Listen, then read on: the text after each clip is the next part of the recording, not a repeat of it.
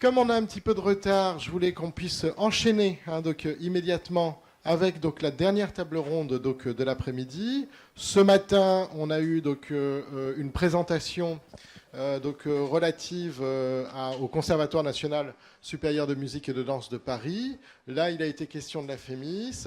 Et maintenant, alors il ne sera pas question de l'École nationale supérieure des beaux-arts de Paris, mais bien des écoles d'art en France, qui est une extension.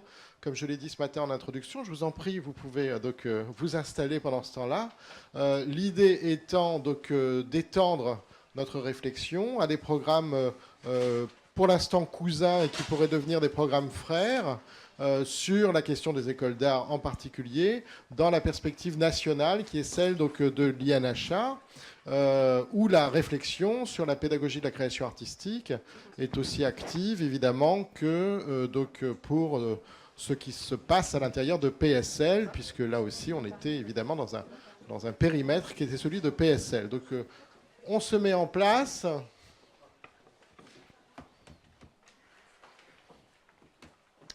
Donc, on a pour cette table ronde, et je laisserai évidemment Elitsa Dulgerova présenter à nouveau nos invités. C'est une table ronde qui est proposée par l'INHA dans le cadre, au fond, on peut le dire, du campus Richelieu, qui fédère, ce n'est pas PSL, là c'est le campus Richelieu, qui fédère l'INHA, la Bibliothèque nationale de France et l'École des Chartes.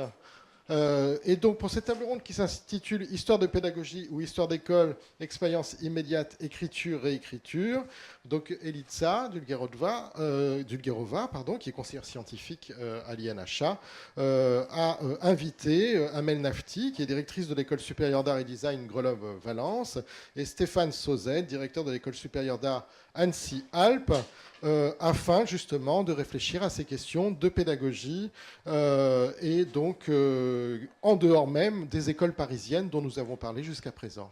Je vous laisse donc introduire cette table ronde. Elitsa. Alors, bonjour.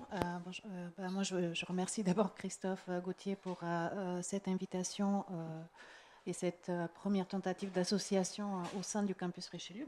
Vous avez à peu près résumé tout ce que j'avais à dire, mais effectivement, l'idée de cette table ronde est née lors des assises de la recherche entre la BNF, l'INHA et l'École nationale des chartes qui a eu lieu au mois de mars dernier, je pense, avec cette idée de voir ce que nous pouvions, en bons voisins, essayer de faire ensemble, parce qu'effectivement, il se passe beaucoup de choses en France, et même à Paris, même dans un quartier comme ça, et puis on n'est pas nécessairement au courant. Donc moi, je suis conseillère scientifique à l'Institut national d'histoire de l'art, d'un domaine qui aujourd'hui s'appelle l'histoire de l'art du XVIIIe au XXIe siècle, mais qui, au tout début, quand l'INHA a été fondée en 2000, s'appelait Archives de l'art de la période contemporaine. C'est dire que la question de comment archiver la période contemporaine a été au cœur du travail, même si le domaine a changé de nom. Et ce matin, on parlait du alors ça s'est traduit de manière très différente avec la volonté de faire des archives, par exemple, de répertorier beaucoup de répertoires d'archives, mais aussi des projets ponctuels comme ce projet sur l'ENSBA et les films dont je parlais ce matin, les travaux filmiques à l'École nationale supérieure des beaux-arts dans les années 70, les premiers essais avec caméra légère. Et donc, moi, je trouve beaucoup de résonance par rapport à ce qu'on a vu aujourd'hui, parce qu'il a beaucoup été question de production d'archives. Et quand moi, je suis arrivée à l'INHA, il y avait aussi ça dans l'air, cette discussion-là, cette urgence, en quelque sorte, de produire des archives. Alors, c'était beaucoup moins ciblé que ce que vous avez présenté, vous, ou l'intervenant de ce matin, parce qu'il s'agissait vraiment de faire les archives de l'art contemporain, enfin depuis 1945, donc essayer de... Et puis finalement, après réflexion, on s'est dit, mais avant de commencer à se mettre à produire des archives, peut-être ça serait déjà pas mal d'en repérer et de voir ce qui s'est fait. Et ça a été un travail qui est toujours en cours et qui pour moi est un peu... enfin, c'est un peu personnel ce que je vais dire, mais c'est un peu frustrant parce qu'en fait, on a essayé de retrouver, de voir ce qu'il y a dans les écoles d'art, dans les institutions à travers la France, parce que le mot-clé de l'Institut national d'histoire de l'art, enfin, il y a plusieurs mots-clés, mais un des mots très importants, c'est le mot national. Donc, essayer de voir à la dimension, à l'échelle nationale, ce qu'il y a. Et finalement, on a eu beaucoup de mal à repérer, vraiment à arriver à avoir des bonnes réponses à nos requêtes. Et je pense qu'une des raisons, c'est parce que notre demande a été trop large et trop ouverte. Et puis ensuite, voilà, enfin, lors de cette rencontre aux Assises avec Christophe Gauthier, avec ce projet d'histoire de la pédagogie de la création artistique, et puis des rencontres simultanées que j'avais pu faire à d'autres occasions, et puis au fil des discussions aussi. Donc des rencontres avec Amel Nafti, qui à l'époque était encore à la Ville à Arson, et avec Stéphane Sauzède. Finalement, il est apparu aussi cette question de la présence des archives audiovisuelles et des archives qui sont liées aux activités de pédagogie dans les écoles d'art en région. Et du coup, voilà, donc cette table ronde, elle est un peu née de toutes ces coïncidences. On a parlé de hasard et de l'importance du hasard tout à l'heure. Donc je pense que c'est effectivement quelque chose d'important. Alors, le hasard, c'est une chose. Après, il y a aussi une actualité, je pense, sur cette question de la formation.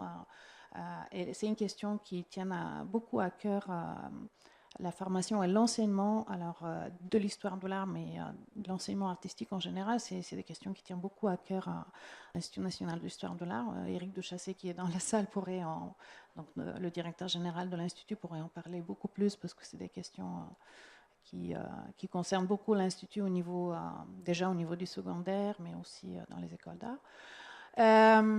Et donc l'INHA essaye d'être présent, mais en dehors de l'INHA, c'est des questions qui sont extrêmement présentes. Je ne citerai qu'un seul exemple, la revue Marge, qui est une revue universitaire éditée par l'Université Paris 8. Son prochain appel à communication s'appelle Former les artistes. Et donc, voilà, l'idée de cette table ronde, je ne vais pas en dire plus, je termine, mais l'idée, c'était d'essayer de voir s'il y avait moyen de tisser des histoires communes, sachant qu'elles seront toujours lacunaires et toujours en quelque sorte parallèles, mais voir s'il y avait des points de jonction entre les histoires des écoles d'art en région et celles que vous avez étudiées au sein du PSL, sachant que pour l'histoire dont nos invités vont parler, il s'agit d'histoires qui datent d'après 68. Donc, vous avez consacré un grand effort à travailler autour de cette année charnière. On a eu de très belles présentations autour de ça ce matin. Voilà, donc l'idée, c'est que tour à tour, d'abord Stéphane et puis ensuite Amel vont faire des courtes présentations, puis après on va avoir un temps de débat qui sera aussi ouvert. Donc Stéphane Sauzède, qui est directeur de l'école supérieure d'art Annecy-Alpes, mais qui est aussi coprésident de l'Association nationale des écoles supérieures d'art et design public, et qui donc a à la fois un regard à la fois concret et aussi institutionnel. Merci.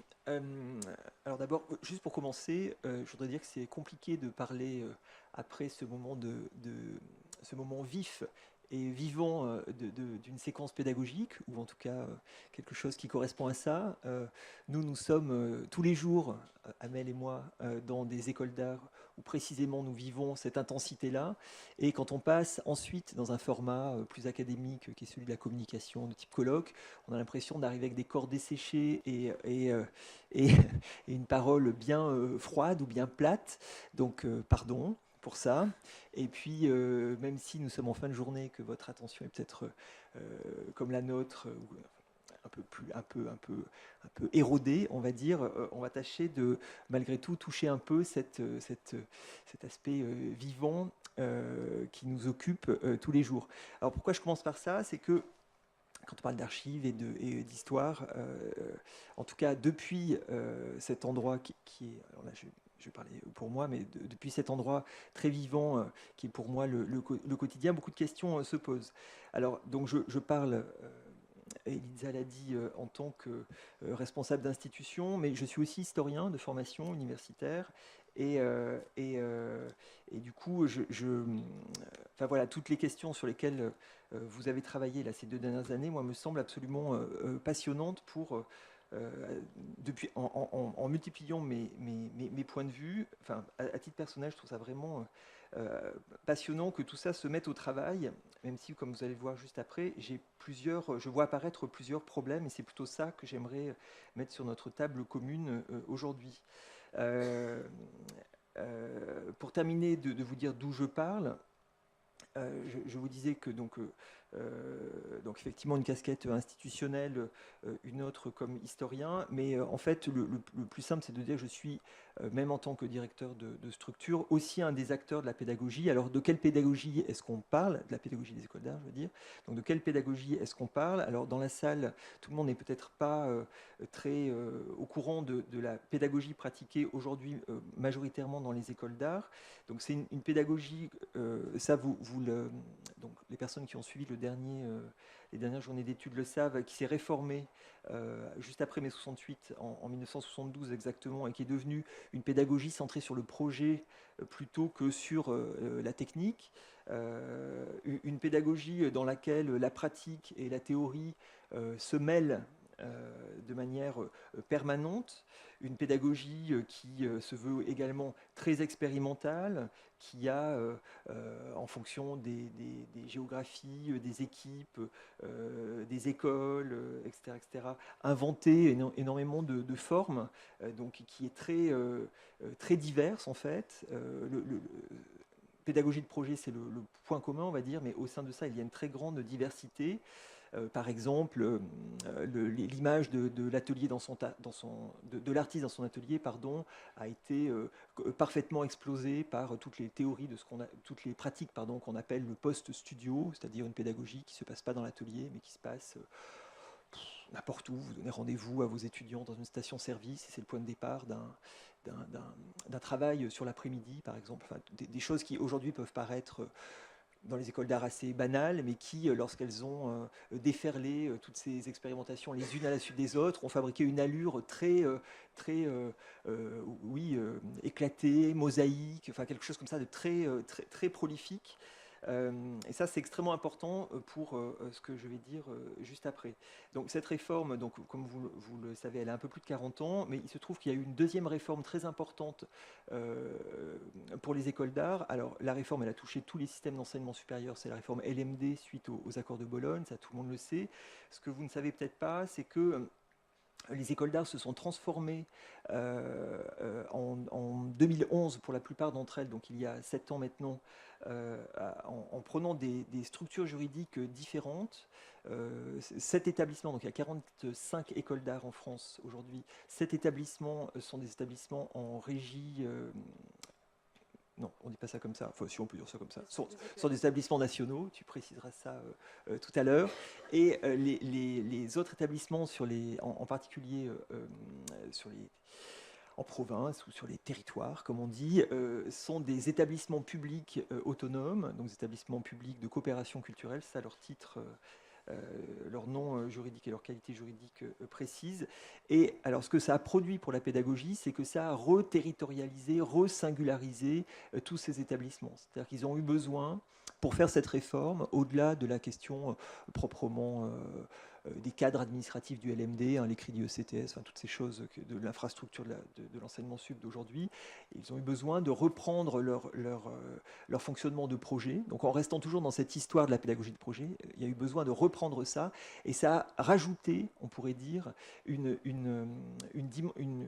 autre couche, pas très heureux comme expression, enfin un autre niveau de multiplicité. C'est-à-dire que la façon de faire EPCC, de faire établissement public sur les territoires, c'est encore plus diversifié.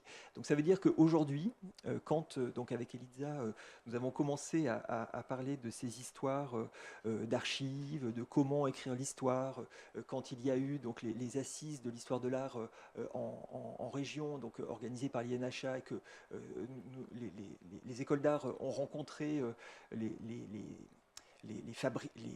qui font l'histoire, on va dire, donc les conservateurs, les historiens, les chercheurs, etc., on s'aperçoit qu'on est vraiment devant quelque chose extrêmement divers et hétérogène. Alors, alors qu'est-ce que ça pose comme problème? Ça veut dire que si, donc ici, à l'école des Chartes, et plus largement les personnes qui s'intéressent à la fabrication des archives et à l'écriture de l'histoire, moi je vois deux problèmes principaux encore une fois, à vous soumettre, hein, mais encore une fois, depuis ma position d'acteur de terrain. Le premier point, c'est que comme nous avons une pédagogie de projet extrêmement proliférante, qui fait que chaque projet fabriqué par chaque professeur quasiment, ou chaque équipe d'enseignants, avec des groupes d'étudiants, a une forme extrêmement singulière pour pouvoir la décrire précisément. Donc un peu comme vous disiez tout à l'heure de vos outils, il faudrait rentrer dans un aspect moléculaire qui, à mon avis, est extrêmement problématique à décrire, ou en tout cas à rapporter, à figer. Le moindre workshop, lorsqu'on en parle au sein de la pédagogie, c'est des discussions parfois extrêmement longues sur le cadre. Alors le cadre, c'est pas uniquement quel intervenant va faire ce workshop, mais c'est où est-ce que ça va se passer, avec quel rythme, combien d'étudiants, à quel moment de l'année. Dans mon cas, à Annecy, nous sommes au milieu des Alpes, avec quelle météo? Enfin, je veux dire, c'est des choses qui vont à ce point-là. Quels outils on emmène? Si on a quel type d'outils? Est-ce qu'il y a des techniciens qui vont avec? Enfin, vous avez vu la complexité quand on parle d'un projet de cinéma. Voilà, il faut imaginer que chaque objet pédagogique est sous-pesé avec le même degré d'attention et d'intérêt pour le détail qu'il peut y avoir pour la réalisation d'un film. Donc ça veut dire que dans une école d'art, vous avez en permanence toute une série de modules comme ça, qui se fabriquent les uns à côté des autres, tous en discussion les uns avec les autres, donc de manière relative comme ça, et qui prolifèrent, on va dire, en même temps. Donc c'est des systèmes complexes, on va dire ça comme ça. Donc travailler dans des systèmes complexes, c'est extrêmement enthousiasmant et comment dire, c'est pas très compliqué. Mais par contre, en faire l'histoire, en établir les archives, les hiérarchiser, enfin, de là où je suis, ça me semble beaucoup plus compliqué. Donc je pose ça sur votre table, vous vous débrouillerez avec ça. Mais ah oui, j'ai oublié de dire aussi, et chacun de ces modules, comme il y a plusieurs acteurs, est vu depuis ces différents acteurs. C'est-à-dire qu'il y a la vision de l'institution, genre est-ce que ça va compter pour la progression de l'étudiant, etc. Il y a la vision des enseignants, il y a la vision des artistes invités, il y a la vision évidemment des étudiants, la vision des techniciens. Les étudiants eux-mêmes sont tous divers. En termes de production d'archives, ils postent des trucs sur Facebook, sur Instagram, sur le réseau officiel de l'école, il y a des photographies. Donc ça veut dire que vous avez pour chaque geste fabriqué dans le cadre d'une pédagogie de projet, une prolifération comme ça de formes, de récits, de positions qui, en tout cas, échappent en grande partie à une histoire immédiate qui se voudrait objective, du moins ça me semble ça. Donc du coup, ça veut dire qu'il faut tracer des choses dans ce réel complexe et proliférant. Il faut tracer des perspectives. Il faut se comporter en, je sais pas quoi, en curateur de contenu, comme on dit sur le web. Enfin, en tout cas, je pense que ça exige ça exige de revoir certaines façons de faire l'histoire. Et si on fait pas ça, ah oui voilà, et c'est ça le problème. Donc ça c'est un problème, mais le problème qui va avec ça, c'est que si on fait pas ça, ce qui va surnager dans quelques années, c'est le récit institutionnel en fait de ces formes-là de pédagogie. Et le récit institutionnel, donc le récit des cadres, des documents de type livret pédagogique, etc., etc. Et là, vous pouvez être sûr qu'il y a un écart. Enfin, c'est pas que vous pouvez être sûr. Je vous dis, en tant qu'acteur, qu'il y a un très grand écart entre ce qu'on écrit comme cadre, je suis bien placé pour le savoir puisque c'est moi qui les écris la plupart du temps, ces cadres, et le réel, et donc c'est-à-dire ce qui se passe vraiment dans ce qu'on appelle pédagogie, c'est-à-dire la fabrique d'une sensibilité, la fabrique d'une pour dire, j'ai le mot anglais qui vient, empowerment, hein, la mise en capacité des étudiants pour devenir artistes, l'apprentissage d'un certain jeu social de l'art, etc. Donc toutes ces choses qui ont à voir avec le devenir artiste qu'on apprend dans les écoles d'art, tout ça échappe en grande partie à l'aspect très linéaire des cadres institutionnels. Voilà, donc ça c'est le premier problème. Deuxième problème, et pardon, je me dépêche, mais deuxième problème quand même. Si on regarde aujourd'hui donc ce qui est produit spontanément comme archive depuis les écoles d'art, finalement on va avoir, donc je vous le disais, plutôt des cadres, et le deuxième objet qu'on va voir apparaître de manière un peu spontanée, c'est l'espèce de storytelling où, pour le dire de manière plus méchante encore, le marketing que fait chaque établissement public pour mettre en avant sa propre performance. Vous savez que nous sommes des États... Je vais dire entre nous, c'est pas vrai, hein, vous filmez et puis tout ça, ça sera diffusé, mais vous couperez, s'il vous plaît, ou pas, peu importe. Nous sommes aujourd'hui dans des systèmes qui sont évalués en permanence par nos financeurs, par le Haut Comité à l'évaluation et à la recherche et enseignement supérieur, etc. etc. Et il y a pour chaque établissement, et la loi qui a fabriqué les établissements sur les territoires de manière autonome, a renforcé ces éléments-là. Il faut qu'il y ait donc un récit de ce que nous faisons. Et pour faire ça, on produit des documents qui, enfin, pour le coup, eux, sont bien conservés, puisqu'ils sont structurés, établis, etc. Et dans c'est pas uniquement pour l'évaluation, c'est aussi que nous sommes dans une époque comment dire, l'état du monde pousse les structures à la concurrence pour avoir de l'argent pour des projets, etc., etc. Donc il y a toute une production, on va dire, de documents qui va, je pense, sembler être des archives de première main, en tout cas des documents ressources pour pouvoir raconter des choses, et elles posent problème à plein de niveaux. Hein.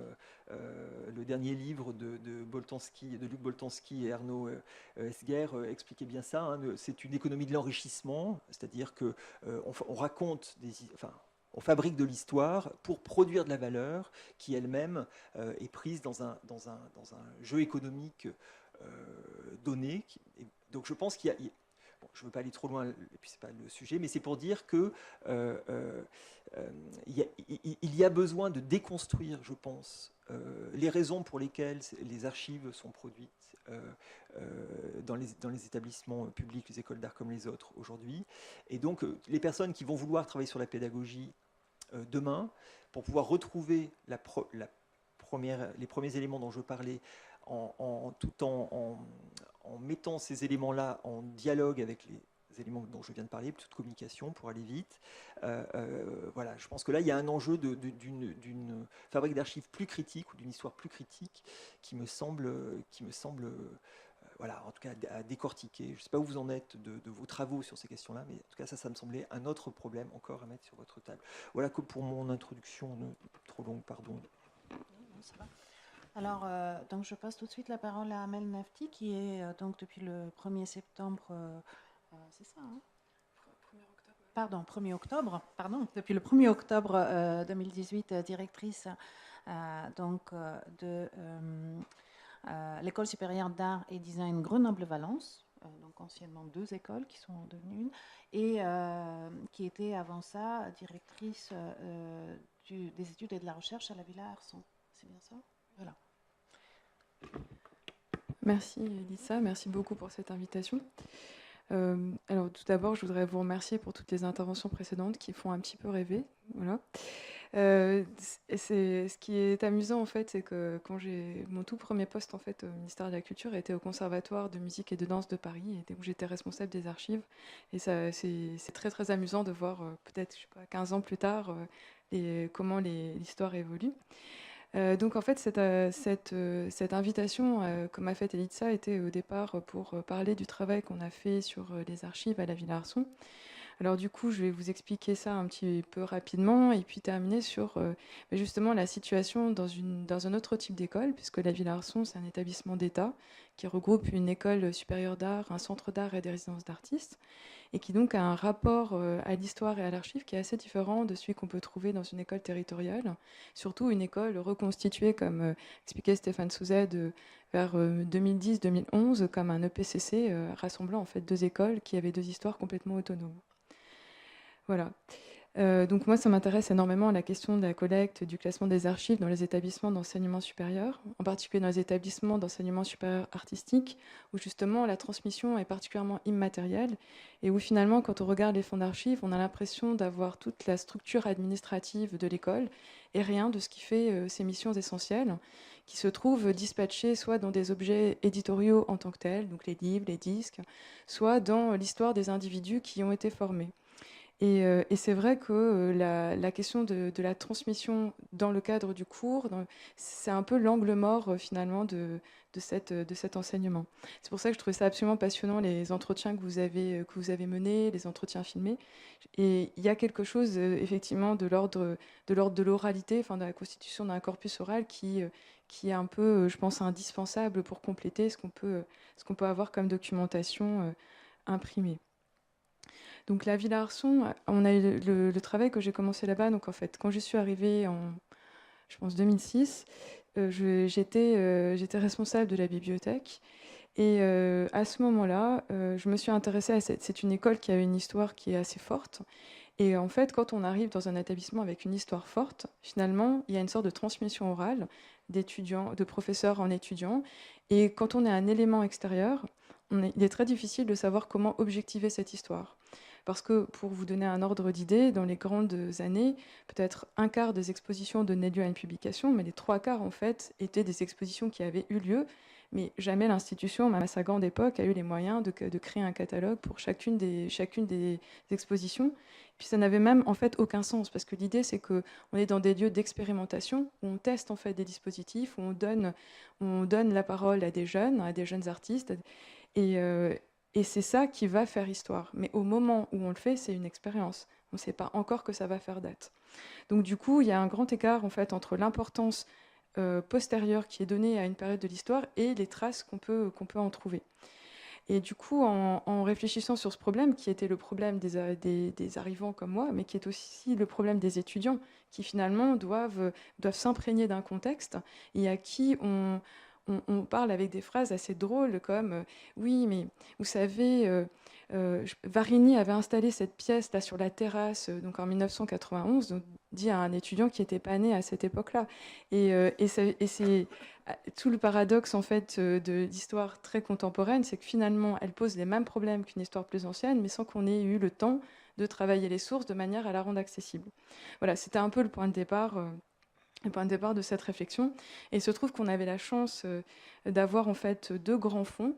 Donc un qui était donc le fonds des archives photographiques des expositions, donc ça qui avait été conservé grâce à la grande stabilité aussi du personnel. Il se trouve que le régisseur de l'époque avait monté toutes les expositions depuis 35 ans, donc en fait il était le dépositaire de la mémoire de cette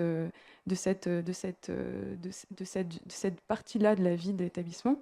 Et d'un autre côté, la stabilité est aussi assez grande chez les professeurs. Et donc Mo Chu Wong, qui était le professeur de gravure au moment où je suis arrivée à la Villa Arson, savait qu'il allait partir à la retraite. Et lui, donc, il était professeur depuis 1974. Et il avait conservé dans son atelier un tirage de toutes les plaques qui avaient été faites, que ce soit par les étudiants ou par les artistes, parfois même en fait à leur insu. C'est-à-dire qu'ils tiraient le soir, ils faisaient des grands tirages, parfois rassemblant 4-5 plaques. Voilà. Et donc, du coup, ça faisait un fond d'à peu près 1500 feuilles et qu'on a commencé à inventorier. Donc, du coup, ce travail-là, ça a commencé à justement jeter la lumière sur ce qui était à la base des outils de travail, aussi bien pour les photographies que pour les estampes. Ce n'était pas forcément des épreuves d'artistes, il y en avait quelques-unes dans le lot, mais la plupart, c'était vraiment des tests. Et d'ailleurs, ça a posé des problèmes ensuite pour leur exploitation. Voilà. Et donc pour vous donner un rapide historique de cet établissement, pour ceux qui ne le connaissent pas, donc l'école des arts décoratifs de Nice, elle a été fondée en 1881. Et au départ, c'était une école qui formait ce qu'on appelait des commis d'architectes, donc des artistes, peintres et sculpteurs dont la spécialité était de travailler pour l'architecture dans une ville qui a connu sa grande période d'expansion à la Belle Époque, donc avec un style extrêmement orné et qui croisait à la fois la tradition de la fresque italienne et les apports complètement fantasques d'une clientèle internationale qui faisait une sorte de compétition pour construire les choses les plus extravagantes, donc avec en plus des inspirations vraiment extrêmement variées. Et alors la trace de cette histoire, on les trouve dans les collections de la bibliothèque, puisque en fait, si on regarde attentivement les différents champs qui sont représentés, ça correspond aussi à l'enseignement qui a été fait. Donc sur la fin du 19e et début du 20e siècle, on a énormément de fonds sur l'architecture, sur ce qu'on appelle les répertoires de modèles, donc en fait qui servent à l'apprentissage des artistes et qui sont quand même des digests en fait de ce qu'une civilisation peut produire, et qui sont des répertoires en très grand format, enfin voilà, des choses, d'ailleurs des livres, des très beaux livres, mais qui correspondent vraiment à une époque. C'est-à-dire que pour le coup, comme tu disais Stéphane, ils sont marqués d'une idéologie qui est souvent très européano-centrée, et enfin en tout cas qui lie vraiment les, les, les, les modèles, les modèles visuels dans une optique de réutilisation. Alors, ce qui est amusant aussi, c'est que donc, cette école-là, elle a été transformée. Donc, elle est devenue la Villa Arson suite à un des grands projets d'André Malraux, qui souhaitait pour revivifier l'enseignement des beaux-arts. Donc ça, c'est un projet de 1965, donc avant en fait mai 68. Donc pour revivifier l'enseignement des beaux-arts, André Malraux, qui avait bien compris qu'il était plus facile de construire une école nouvelle que d'essayer de réformer l'école des beaux-arts de Paris, par exemple, s'était dit que, et dans la grande tradition du général de Gaulle d'aménagement du territoire français, c'était proposé d'avoir un grand plan de construction d'écoles nouvelles en région. Au final de ce grand plan, je crois qu'une seule est sortie, donc la Villa Arson, et c'était aussi à l'époque une sorte d'alliance entre l'État et la ville, puisque la ville a donné le terrain et l'État a construit l'école. L'architecte qui a construit l'école était Michel Marot, qui était un Grand Prix de Rome. C'était sa toute première grande commande, et il a préparé le programme avec le directeur des Beaux-Arts de l'époque, qui lui-même venait des Beaux-Arts d'Alger, donc qui en fait était un peintre orientaliste. Alors je suis désolée, j'ai oublié de noter son nom, et là tout de suite il m'échappe, mais ça va peut-être me revenir dans 5 minutes. Donc du coup, c'est pour vous dire que ce qui va devenir une école de la modernité, en fait, elle a été pensée par un architecte et un directeur qui étaient entièrement pétris de culture classique, et qui avaient en fait une idée. Il s'inscrivait dans une continuité. Il voulait simplement moderniser l'enseignement des beaux-arts. Il ne voulait pas le révolutionner. Et ils ont été rattrapés en fait par mai 68.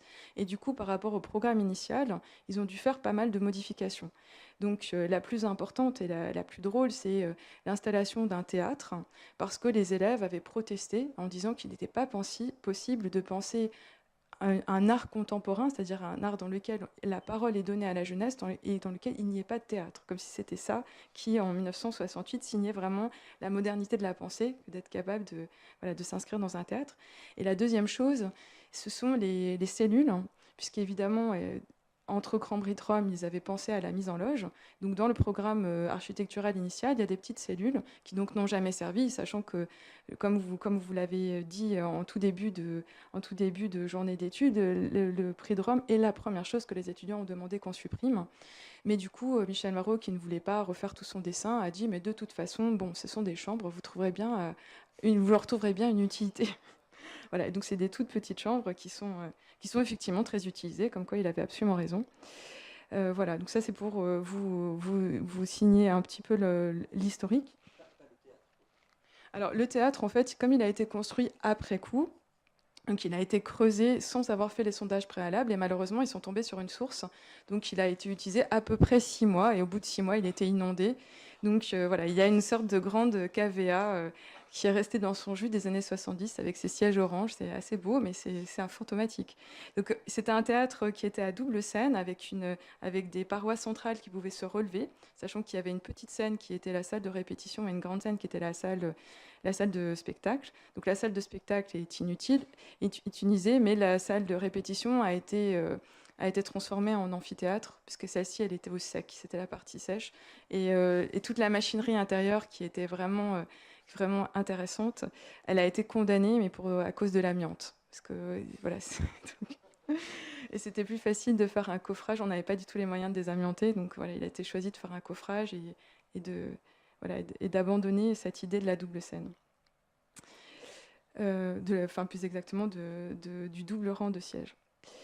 Donc ça, c'est pour la petite histoire. Bon, je ne vais pas faire trop long sur la Villa Arson parce que ça peut durer assez longtemps. Il y a plein d'histoires extrêmement drôles et profondes.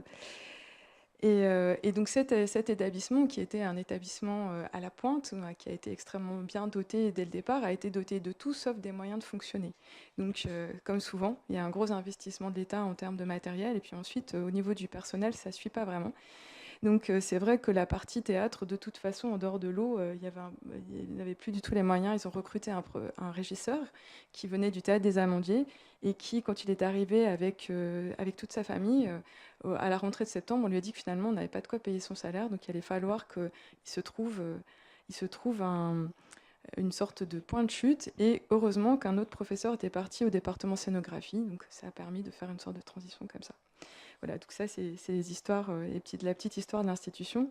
Mais du coup, c'est vrai que les grandes réformes, par contre, ont laissé des traces assez importantes, comme par exemple la création du Centre national d'art contemporain en 1982, donc qui est lié à la grande campagne de Jack Lang pour créer des Kunsthalle à la française, et qui donc s'est retrouvé aussi à l'intérieur à l'intérieur de la Villa Arson.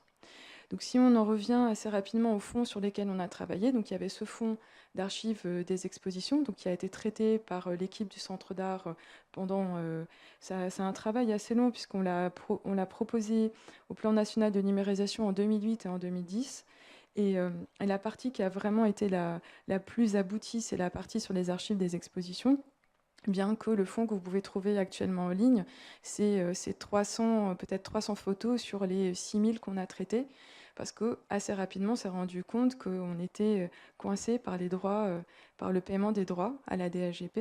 Donc du coup, il y a cette partie qui donne une sorte d'aperçu et qui doit régulièrement être retravaillée.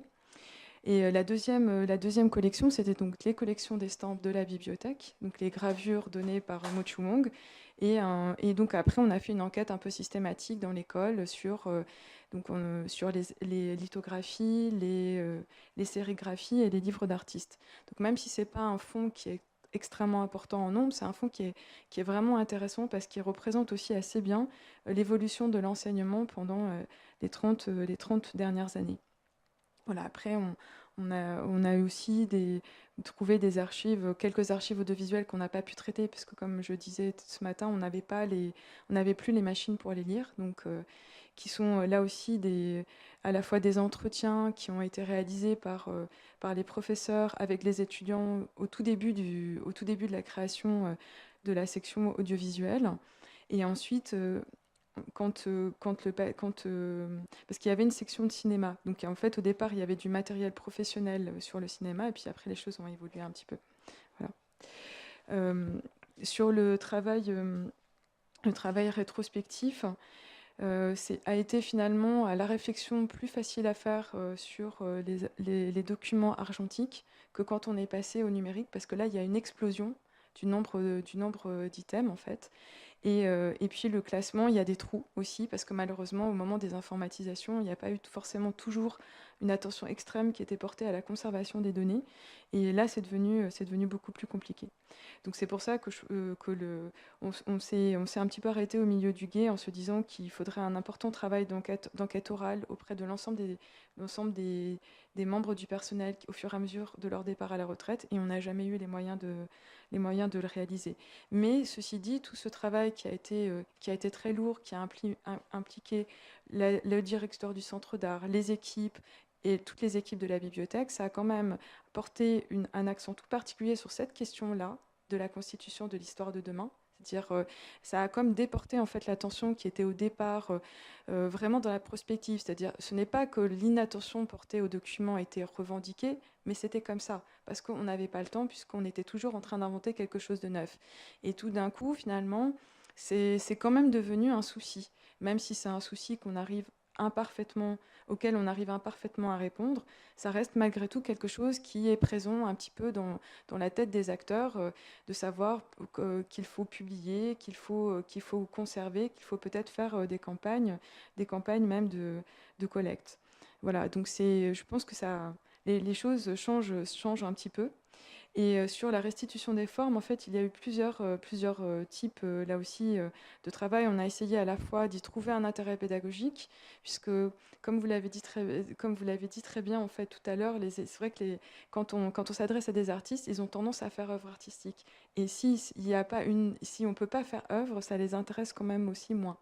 Voilà, donc du coup, on a essayé de travailler sur des petites journées d'études autour des questions d'édition et de pédagogie, autour d'un certain nombre d'outils, comme par exemple le logiciel ressources qui a été développé par la Fondation Lafayette Anticipation, et qui justement c'est quand même un logiciel qui permet de traiter les données au quotidien et de les indexer au fur et à mesure qu'on les produit, et ça facilite théoriquement, si tout va bien, énormément le traitement a posteriori. Mais ça demande une organisation qui est très cohérente et du coup, c'est plus facile à mettre en œuvre avec une toute petite équipe que sur un établissement un peu plus élargi. Voilà.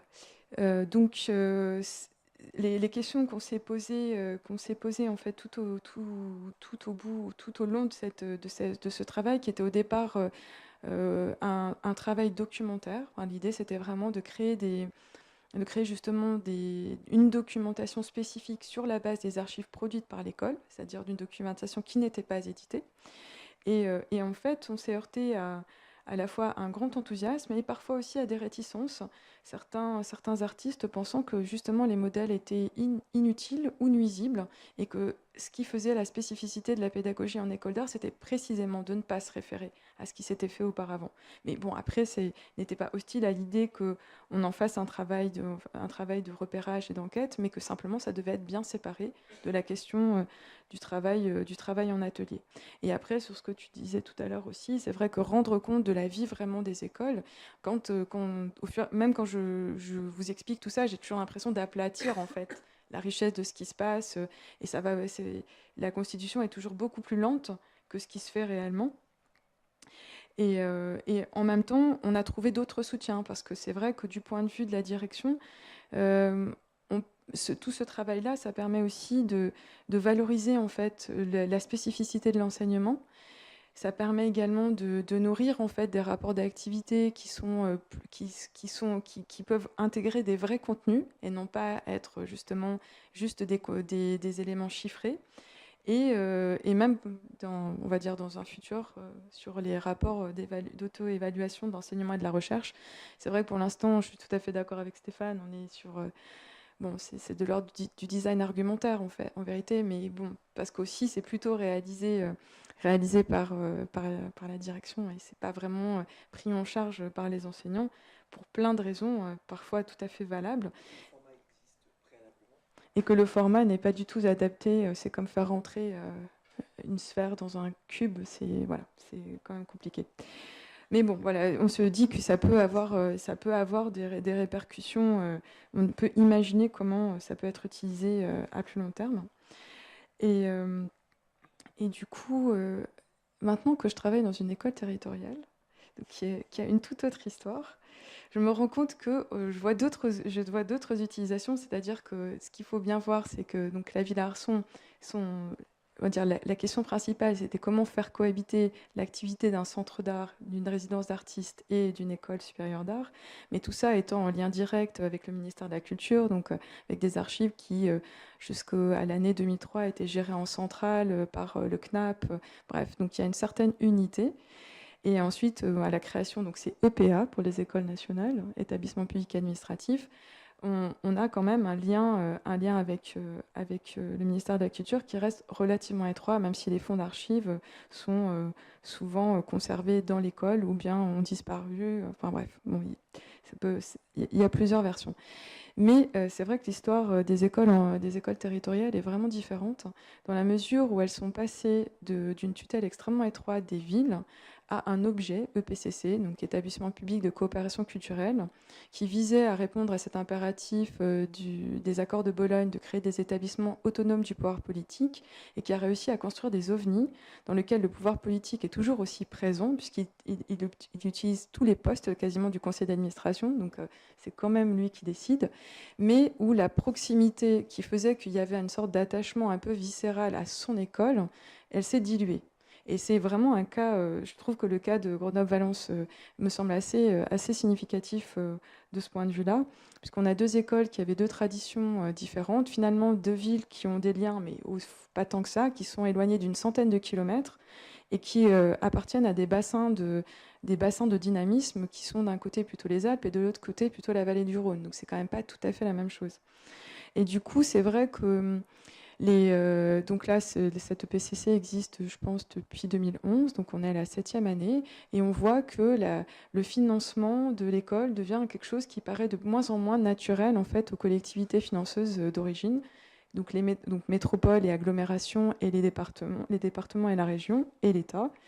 Et que du coup, la question de travailler sur l'histoire de l'établissement, ça peut être, enfin moi je pense que ça peut tout à fait être un moyen de redonner aussi une forme de visibilité à des établissements qui sont très anciens. L'école de Grenoble, je n'ai pas la date exacte, mais elle remonte au XVIIIe siècle. Et l'école de Valence est une école aussi qui a un lien très ancien avec la question éditoriale, qui est aujourd'hui une école dans laquelle il y a une option de design graphique qui est très forte, mais qui correspond aussi à une histoire en fait de cette école-là. Et que finalement, tous ces liens se sont un petit peu perdus. Et il y a un autre lien qui est extrêmement important, qui n'existe pas dans les écoles d'État, c'est le lien avec la formation en fait, auprès des enfants et du public amateur, et qui du coup concentre là aussi un écart qui est assez intéressant, qu'on retrouve dans la perception du public vis-à-vis de l'art contemporain, qui est comme une sorte de conservatoire des techniques anciennes. Alors c'est particulièrement flagrant à Grenoble, donc certains d'entre vous le savent peut-être, mais donc cette école a été citée par Thierry de Duve dans son livre qui s'appelait Faire école, comme étant justement une des écoles où s'est expérimenté le passage à l'école quasiment sans technique, c'est-à-dire où on transmet moins une habileté particulière dans un médium, mais une posture, un engagement, une capacité à être artiste. Et du coup, ça s'est traduit de manière assez radicale par un abandon aussi des ateliers techniques. Donc, ce que je n'avais pas vu à la Villa-Arson, qui était pourtant une école extrêmement conceptuelle, mais où finalement les ateliers, y compris des techniques anciennes, étaient relativement restés en activité, et c'était probablement dû à la stabilité, je pense, des enseignants. Mais bon, voilà.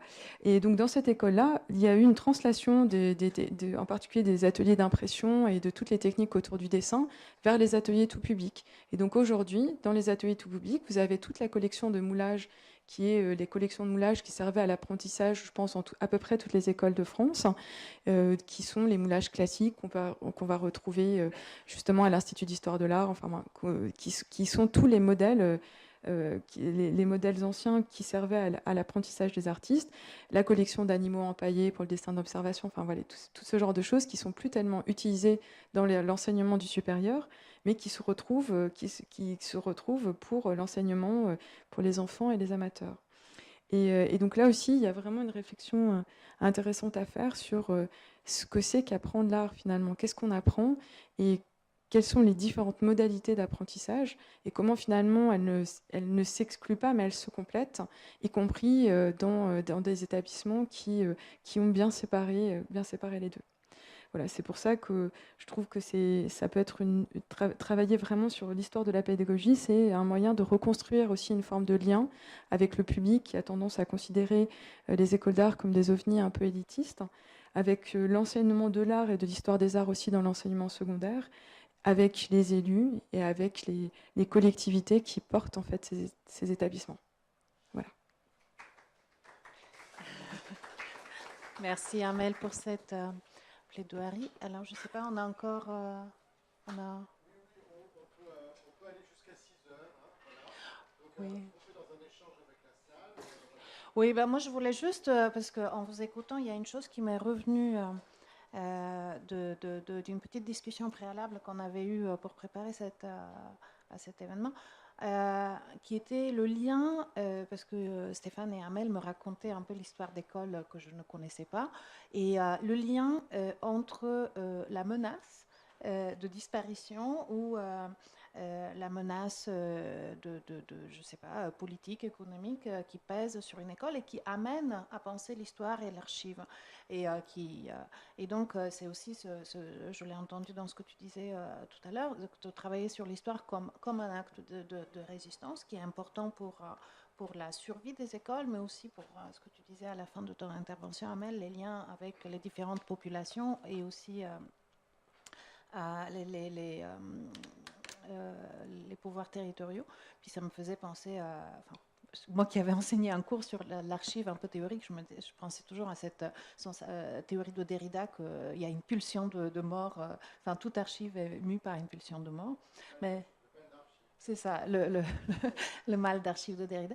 Mais effectivement, je pense que c'est effectivement extrêmement important d'essayer de les penser, de les sauvegarder, ces histoires qui seront nécessairement lacunaires et que ce ne soit pas uniquement l'histoire de la fiction administrative que tu soulignais, c'est-à-dire cette histoire finalement, qu'on a vu déjà ce matin dans la présentation sur les archives du Conservatoire national, les différentes strates d'histoire, qu'on a l'histoire des documents d'intention et puis les autres histoires qui sont celles qui donnent une consistance, qui donnent corps. Voilà, alors je vais peut-être qu'on peut avoir des questions. Voilà, je peux vous passer le micro. Sinon, je veux bien juste réagir une seconde sur ce que tu viens de dire. On avait évoqué aussi, mais après, bien sûr, vous posez toutes les questions que vous voulez. On avait aussi évoqué la différence qui se joue potentiellement, en tout cas dans les écoles d'art, entre Paris et ce qui est plutôt dans l'imaginaire des écoles d'art comme des grandes écoles, effectivement toutes directement reliées au ministère de la Culture, avec des processus de sélection des étudiants de manière assez drastique, et processus de sélection des étudiants venant des écoles du territoire, donc des écoles qui n'ont, si on est un peu méchant, quasiment pas besoin d'avoir de modèle pédagogique, puisque les étudiants ont déjà fait, ceux qui rentrent aux Beaux-Arts de Paris par exemple, et qui arrivent en ayant déjà fait 3 années à la Villa Arson, par exemple, ont déjà une formation qui les a mis sur une trajectoire qui n'a plus que besoin d'accompagner finalement. Donc il y a une vraie différence entre ces écoles du modèle centralisateur français et les écoles sur le territoire. Il y a une deuxième différence qui est, je pense, intéressante pour vous qui vous intéressez aux archives et à l'écriture de l'histoire, c'est qu'il y a beaucoup moins de surmoi artistique et un rapport à l'histoire beaucoup moins narcissique, ouais, je ne vais pas dire ça, mais on va dire ça comme ça, pour aller vite, hein, encore une fois, parce que je parle de 45 lieux, donc évidemment c'est très caricatural de dire comme ça, mais malgré tout, il y a quand même une grande différence entre la façon dont on a l'impression de faire histoire quand on est à Paris ou dans n'importe quel centre métropolitain planétaire et dans des écoles qui peuvent, par exemple, être, c'est mon cas à Annecy, sur une frontière, au bord d'un lac magnifique peut-être, mais à 4 heures de TGV de Paris. Enfin, vous voyez, et où là, en tant qu'étudiant, si vous positionnez comme artiste, par exemple, en fait, ça n'a pas d'écho, il n'y a pas d'enjeu, puisqu'il n'y a pas une scène de l'art comparable à la scène de l'art parisienne, évidemment. Donc, du coup, quelque chose se joue aussi à cet endroit-là, dans la pédagogie. Et je pense que comment dire, enfin, bon, là, le programme est sur part de PSL et tout ça, donc il y a quelque chose, évidemment, qui est centré sur l'Île-de-France, mais je pense que si un chantier s'ouvre, je pense que c'est important d'avoir ces multiples zones de sondage pour pouvoir toucher justement ce que je vous disais tout à l'heure, cette grande diversité, et qui est aussi une caractéristique très française pour le coup. C'est-à-dire nous sommes le pays d'Europe, alors peut-être même du monde, il faudrait voir, mais d'Europe, où il y a le plus d'écoles d'art en fait. Et ça vient d'une histoire qui est celle de la décentralisation, de Jack Lang, les endroits très ruraux dans lesquels il y avait pas de culture ont été massivement équipés, par exemple. C'est-à-dire je crois que le département où il y a le plus d'équipements culturels, c'est le Limousin en France. Parce que les endroits qui étaient désertiques il y a eu beaucoup d'argent public qui est arrivé. Donc ça, c'est très atypique en fait. C'est très atypique. Et donc quand on essaye de faire une histoire des écoles d'art ou de la pédagogie des écoles d'art, c'est important d'avoir ça à l'esprit, parce que eh bien, ça conditionne ces histoires très singulières dont je vous parlais, l'école d'art de Tarbes, par exemple, ville de garnison, etc. Enfin, la façon dont ils ont inventé la pédagogie à cet endroit-là est évidemment très différente de, je sais pas quoi, Cergy, par exemple, de la Villa Arson, ou de je sais pas quoi, Brest. Oui, c'est d'ailleurs une logique qui se retrouve donc, sur un autre domaine, dans la logique des centres dramatiques nationaux ou des théâtres, créés d'ailleurs à la même époque, au début des années Exactement. 80, et dans une logique d'équipement du territoire, donc, qui répond à des impératifs non seulement, je dirais, en fait, d'aménagement du territoire, mais aussi de centre et de périphérie, et donc de rendre la périphérie moins périphérique. C'était déjà, d'ailleurs, rappelons-nous, la logique des maisons de la culture à l'époque de Malraux, hein, en fait. C'était au nom de cela que Malraux avait créé des maisons de la culture. Mais quand vous Voilà. croisez ça avec la dynamique de projet, Ouais. alors que dans les, on pourra en parler, mais dans les conservatoires, il y a aussi, ce sont des interprètes qui sont formés pour la plupart des étudiants. Donc vous avez le coefficient de singularité peut-être moins poussé qu'avec cette pédagogie de projet qui est très spécifique. Tout à fait. Oui, vous aviez une question, je crois. Tenez, je vous donne le micro. Merci. Oui, alors c'est parce que je suis scientifique de formation, donc j'ai beaucoup aimé votre présentation paradoxale de l'aspect moléculaire historique mais et de systèmes complexes. Mais du coup, ce qui m'est apparu, c'est pour appréhender l'appréhension de la molécularité, de la singularité, ça se fait par une pratique de recherche. Et là, du coup, ça rejoint un peu ce que vous disiez par rapport à l'État français. Par exemple, dans la pédagogie de la création artistique au Canada, ils ont environ 40 ans d'avance sur nous parce que en fait, les universités sont fusionnées avec les écoles d'art. Donc en fait, les chercheurs sont enseignants et sont aussi créateurs.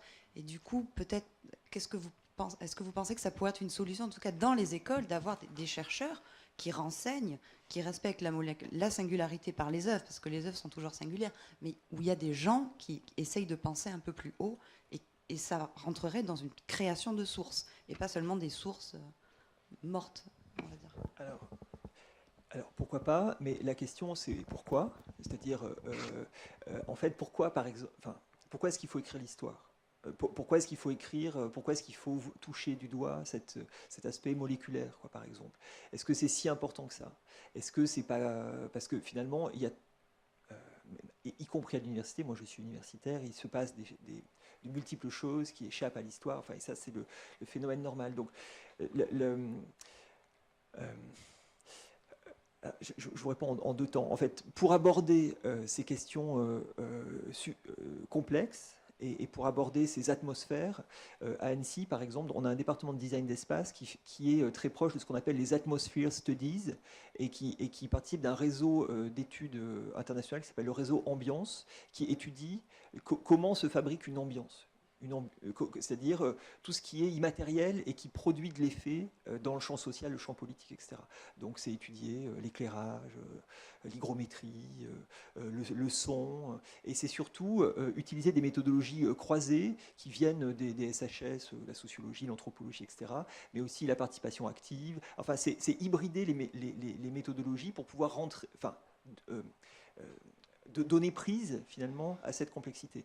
Donc ça c'est pour vous dire, c'est passionnant, ce sont des champs à mon avis à explorer qui sont particulièrement passionnants parce qu'ils nous permettent d'aller voir des choses, comment on va dire ça, un peu en dehors de ces grandes grilles institutionnelles dont je parlais précédemment, et on va en avoir besoin parce que, enfin, je veux dire, les grands récits dominants vus depuis l'Occident, tu as parlé de l'aspect occidentalo-centré, enfin, je veux dire, la question des récits dominants, aujourd'hui, enfin, pour peu qu'on ait un peu lu de cultural studies ou enfin, on sait bien l'histoire écrite par les vainqueurs, etc. Enfin, tout ça on voit bien qu'il faut sortir de ce monde-là qui est en train de craquer de toutes parts, quoi. Donc il y a besoin d'aller sur des objets d'études plus... De mon point de vue, pardon, je suis très péremptoire là, mais je pense qu'il y a besoin d'aller sur des objets comme ça plus diffus, plus difficiles à appréhender, plus proches du réel, plus horizontaux, et du coup il faut inventer les méthodes de tout ça. Donc oui, 3 fois oui, inventer, c'est peut-être à vous de jouer, des sciences, des techniques, des méthodes pour aller voir ça. Ensuite, est-ce que c'est en rapprochant les universités des écoles d'art que ça se fera? Moi, j'ai enseigné 10 ans en histoire de l'art. On avait des partenariats avec l'école des beaux-arts qui étaient à côté. Il y avait des circulations d'étudiants qui allaient depuis je faisais entre autres de l'histoire des expositions. Eh bien, ils travaillaient avec les artistes. On faisait des résidences d'artistes à l'université. Je veux dire, il peut déjà, sans avoir de fusion administrative à l'américaine, mais avec effectivement des campus dans lesquels il y a des musées, des collections, des artistes, etc., sans avoir de logique institutionnelle, on peut déjà mettre en place des choses. Donc moi je pense qu'il faudrait plutôt commencer par ça, plutôt qu'imaginer des gros machins un peu technocrates qui vont pas aller assez vite déjà, et puis enfin, les chercheurs n'ont pas besoin d'avoir des communes européennes pour pouvoir commencer à travailler, quoi. Ouais. Je pense qu'il y a un autre problème aussi à ce type d'études, qui est d'être en position d'observateur au moment où on est dans la formation. C'est-à-dire que ce qui est intéressant en fait dans l'enseignement en école d'art, c'est que c'est un enseignement qui est fondé sur une sorte de fiction collective, qui est qu'on est en train d'apprendre à devenir artiste. Alors quand je dis artiste, c'est au sens large, ça peut être designer, voilà, c'est créateur. Et du coup, la première des choses que les étudiants doivent faire, c'est déjà se placer systématiquement dans la situation d'être justement un producteur, c'est-à-dire qu'ils apprennent en faisant. Et ça demande un peu d'intimité. C'est-à-dire que l'idée qu'on soit en train d'observer les choses en train de se faire, c'est pas forcément une très bonne idée. Ce qui me gêne juste avec ce côté intime, que je respecte totalement, c'est que du coup on perd un peu c'est pas comment dire, la posture de créateur qui a vocation de sortir aussi des écoles d'art. Et en fait, si on arrive à faire émerger un savoir sur comment on enseigne à créer, ça dépasse les écoles d'art, ça dépasse les artistes, et ça s'insère beaucoup plus facilement dans les écoles du primaire. Et donc, en fait, ne pas faire le pas en avant sur documenter ça, je trouve que du coup, on perd un peu la vocation sociale et un peu plus En fait, on essaye de le humaniste. faire, mais c'est fait du point de vue des personnes qui sont acteurs, c'est-à-dire que c'est pas fait avec des observateurs extérieurs. C'est ça quand même la vraie différence. Et puis la posture dont vous parlez, c'est en fait celle de toutes les écoles de management qui cherchent toujours à savoir comment est-ce qu'on insuffle aussi, comment on crée un écosystème créatif. Et donc du coup, voilà, Créativité, ça n'a rien à voir. En fait. Oui, Oui, je oui, sais oui, bien, je sais bien que ça n'a rien à voir, mais simplement c'est la position qui est quand même assez compliquée. Après, les liens, ils peuvent se tisser au coup par coup. Oui, mais C'est-à-dire que l'idée qu'on puisse accueillir un chercheur, ça pose aucun problème. Simplement, il faut qu'on prenne le temps, c'est forcément sur un temps long, et la façon dont on peut appréhender les choses, en fait, c'est pas si simple. C'est-à-dire de décrire comment ça se passe, et de savoir si c'est duplicable ailleurs. Parce que vous parliez par exemple de l'école, mais un des premiers problèmes, par exemple, de l'enseignement artistique à l'école, c'est qu'il n'y a pas d'espace pour être autonome. Il n'y a pas le temps de faire les choses. Alors que quand on regarde comment fonctionne un enseignement artistique, précisément, c'est en mode projet, ce que disait Stéphane tout à l'heure, ça peut être un mode projet sur un semestre. Et la façon de répondre, même s'il y a un sujet et, par exemple, je vais dire n'importe quoi, mais mettons que le prof de peinture donne un sujet, il acceptera si la réponse est en vidéo. Pratiquement, dans toutes les écoles d'art, ça va se passer comme ça. Or, à partir du moment où on est dans l'éducation nationale, il y a une forme de structuration et de cloisonnement qui rend la chose impossible. Donc, du coup, pour transposer, il faudrait déjà exploser le cadre et laisser des Amel, espaces de liberté. ça, c'est possible. C'est-à-dire que c'est pour ça que je parlais d'observation participante. Moi, j'ai eu pendant 1 an une étudiante qui a fait son master d'anthropologie en prenant comme terrain l'école d'art d'Annecy, et c'était super en fait. Il y avait donc elle était, mais par contre, elle était effectivement obligée d'inventer ses outils. Enfin, ça allait, et on était très loin de ce cliché un peu de l'universitaire qui regarde les insectes qui bougeraient sous son microscope. Non, on ne regarde pas des insectes au microscope. Enfin, vous voyez ce que je veux dire? Oui, c'était aussi parce que moi je suis intervenue au titre de filmographie pour la FEMIS, mais je suis maître de conférence à Toulouse, à l'ENSAV. Et nous, on est un peu dans une situation où on est à l'université, mais c'est une école, on a la pédagogie de projet. Et en même temps, on a des archives à gérer, puisqu'il y a les films des étudiants, et c'est une école qui a été fondée dans les années 80. Donc on a géré le bêta, enfin tous les... Et donc, et pourtant, on est enseignant-chercheur, et on a beaucoup de mal à prendre de la distance par rapport à son produit nous-mêmes, dans la pédagogie, par rapport à... Alors il y a beaucoup de réunions, beaucoup de choses qui... Et cette distance-là, elle est très difficile à obtenir de nous. Moi, je peux l'avoir beaucoup plus facilement sur un projet filmographie à la FEMIS où j'ai plus de distance. Par contre, quand on doit réfléchir pendant 1 année à la pédagogie par projet, je me rends compte que même si on réfléchit à l'archive, on a beaucoup de mal à le développer, à le transmettre comme priorité dans toute l'école. Il y a quelqu'un qui est en charge des archives et finalement, on a créé un NAS, etc., pour garder les films des étudiants. Et même ça, arriver à garder tous les films des étudiants, c'est un combat année après année. Il y a plein de films qui nous échappent, qui ne sont pas déposés par les étudiants. Et c'est pas grave, mais si on lutte pas, il n'y a plus rien. Donc on est dans un entre-deux où il faut essayer, tout en acceptant que ce soit pas grave. En tout cas, nous, on essaye d'être dans cette oscillation-là, où il faut essayer de garder, tout en sachant qu'on ne pourra pas tout garder, et que de toute façon, ça sera très aplati, comme vous disiez. Je me suis beaucoup retrouvée dans ce que vous disiez au début, cet aplatissement qu'il y a forcément quand on voit les brochures d'il y a 4 ans sur les enseignements et qu'on sait ce qu'on a fait, on se dit, si quelqu'un regarde ça, mais qu'est-ce qu'il pensera de ce qu'on a fait? Et ça n'aura rien à voir avec ce qui s'est passé. Oui, c'est sûr. Mais du coup, c'est vrai aussi que c'est pour ça que la question est séparée, finalement. Que la question de savoir qui va constituer l'histoire et qui enseigne l'art, c'est deux questions différentes, en fait. Ce qui ne veut pas dire qu'on ne peut pas intégrer des chercheurs à l'intérieur de l'école, mais c'est simplement que je pense que c'est important de trouver la position juste du chercheur par rapport à l'équipe enseignante. C'est juste ça. En fait, ce qui se passe aujourd'hui avec les écoles d'art, c'est que comme, et en général peut-être bien plus largement dans la question de la création contemporaine, c'est que comme on est sorti du régime d'historicité de l'avant-garde, c'est-à-dire que plus personne postule réellement à faire histoire aujourd'hui, c'est-à-dire que les gens font ce qui leur semble juste dans un état de contemporanéité, un état d'actualité, mais qui a une sorte de présent permanent et non plus une projection vers un futur.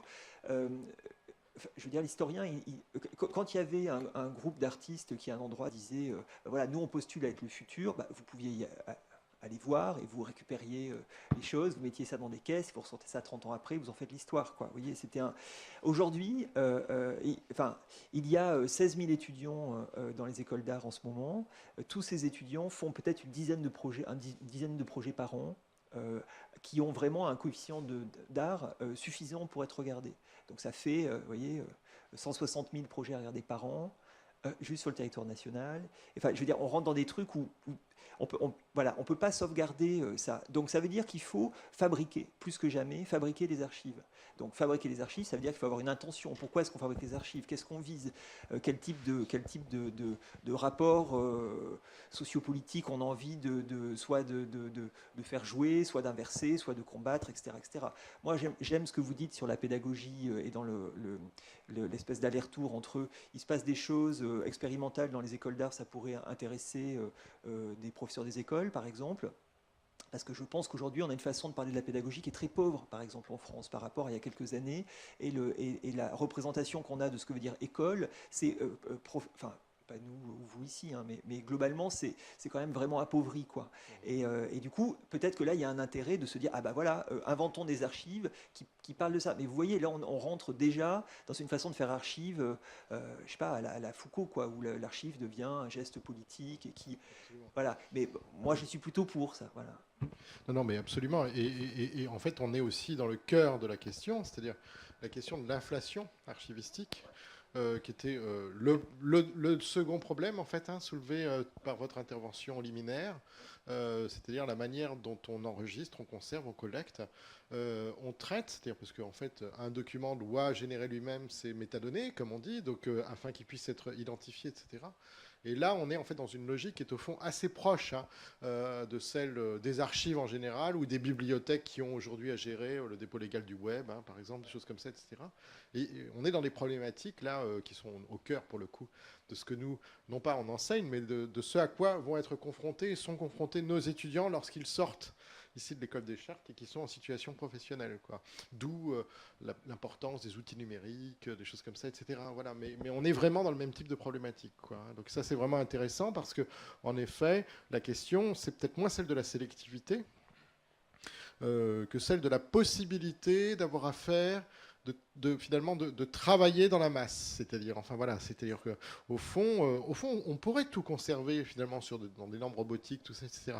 Mais ensuite, comment est-ce qu'on travaille en fait là-dedans finalement? Comment est-ce qu'on s'y retrouve, voilà.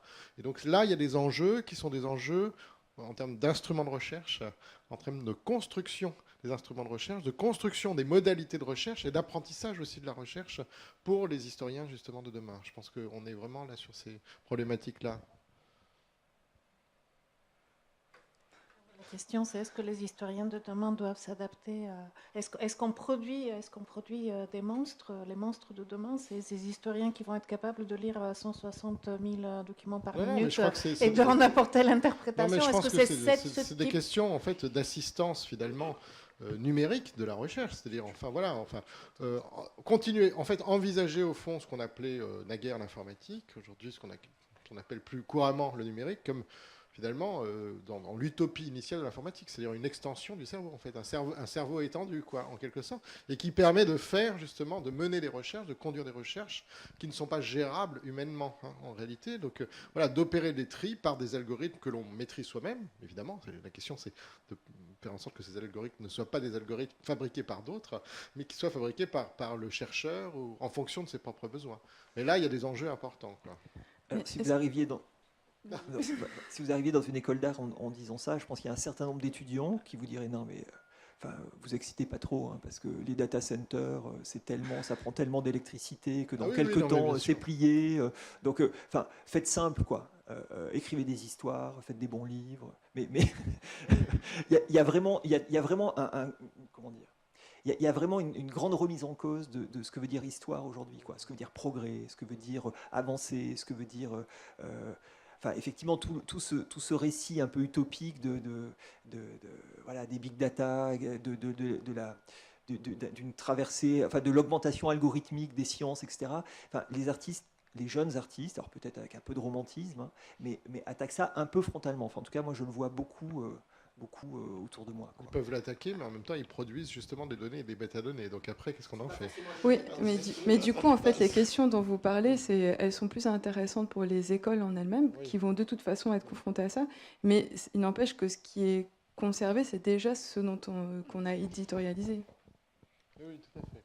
Il y avait une question qui serait peut-être une dernière, à moins qu'il y ait... Non, voilà, une dernière question. Alors. Juste, on parle de... Oui, je parle avec les mains. Je parle avec deux formes de langage. Alors voilà, excusez-moi. On parle de la pédagogie, de la création artistique, mais est-ce qu'on, des fois, on parle de la pédagogie, de l'invention artistique, du talent artistique et du génie artistique, où on reste toujours enfermé dans le vocabulaire de la création, qui en fin de compte réduit tout. Parce qu'on ne parle jamais du talent artistique, du génie artistique et de l'invention artistique, sans parler, quand je parle d'invention artistique, je ne veux pas parler de l'inventivité artistique. Et lorsque vous parlez des archives, est-ce qu'on peut archiver le talent comme on peut archiver le génie, ou seulement la résultante des deux, sachant que l'homme, dans l'histoire de l'humanité, dans son histoire à lui-même, de l'histoire de sa vie, de son temps, marque l'histoire du temps.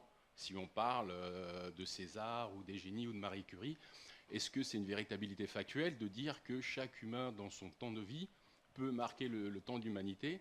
Est-ce que ça s'archive? Est-ce que ça a été archivé? Est-ce que ça se fait seulement dans la création artistique, mais aussi dans l'invention artistique, le génie artistique et le talent? Mais moi, je pense qu'on ne peut pas dissocier les quatre. Voilà. Et lorsque vous parlez des archives, est-ce que vous parlez de l'archive du savoir ou de la transmission et la pérennisation des connaissances acquises? S'il y a des connaissances acquises, et si ça valorise, parce qu'il y a écrit le mot valorisation, les gens, dans leur passé, dans leur présent ou dans leur futur. C'est peut-être une question trop tard, non? C'est une bonne question conclusive pour la journée. Voilà. On met toujours la création artistique, mais le talent, le génie et l'invention artistique, je ne pense pas qu'on puisse vraiment les dissocier. Ça ne fait pas un humain, je veux dire. Un humain, ça ne fait pas qu'une seule chose. Sinon, on dirait que la création artistique, elle est venue par hasard. Je pense qu'il y a un phénomène de talent. Ah, excusez-moi, pardon. Non, mais c'est effectivement.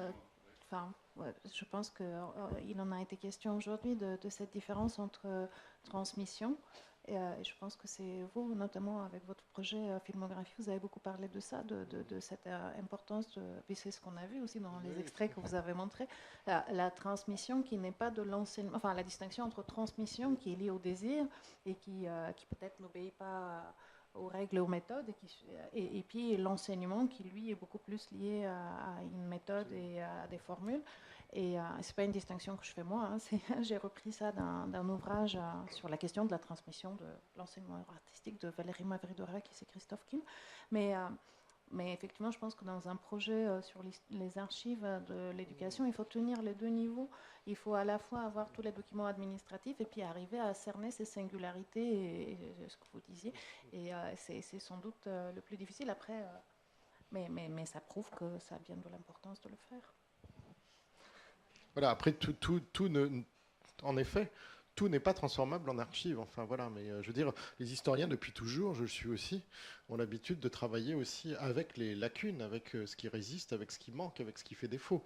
Au fond, quelque part, peu importe. Ce qui est intéressant, finalement, c'est de savoir quel récit on construit à partir de la conscience, de la coprésence entre des archives qui restent et des archives qui manquent.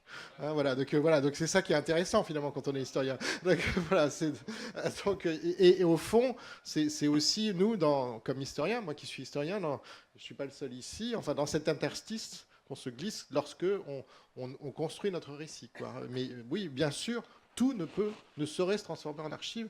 Et j'allais dire, heureusement, bien que je sois à l'école des Chartes. Non mais voilà, donc, non, mais voilà, c'est aussi bien comme ça. Hein, voilà. Le problème, c'est que par contre, il y a une inflation réelle du nombre de documents aujourd'hui, du nombre d'archives. Et là, il faut aussi savoir ce qu'on en fait, hein, en réalité. C'est-à-dire qu'on est confronté à ce double mouvement. Les lacunes persistantes et l'inflation, en effet, réelle, quoi. Hein, voilà. Et la position de l'historien dans l'interstice reste la même, en effet, sauf qu'on est confronté à davantage de documents, donc il faut savoir comment est-ce qu'on les manipule, tout ça, oui, tout à fait, voilà. Un mot de conclusion, vraiment pour conclure tout à fait. Il faut continuer. Et donc justement, demain, on va se retrouver pour parler d'archives, hein, donc, alors là, institutionnelles, avec une table ronde qui ouvrira la matinée sur les archives nationales. Nous poursuivrons avec PSL Explore à nouveau, et ensuite donc avec Robert Abirached, et une table ronde conclusive avec des témoignages autour de mai 68 et des années 68. Voilà. Merci beaucoup. Merci à vous. Merci à vous.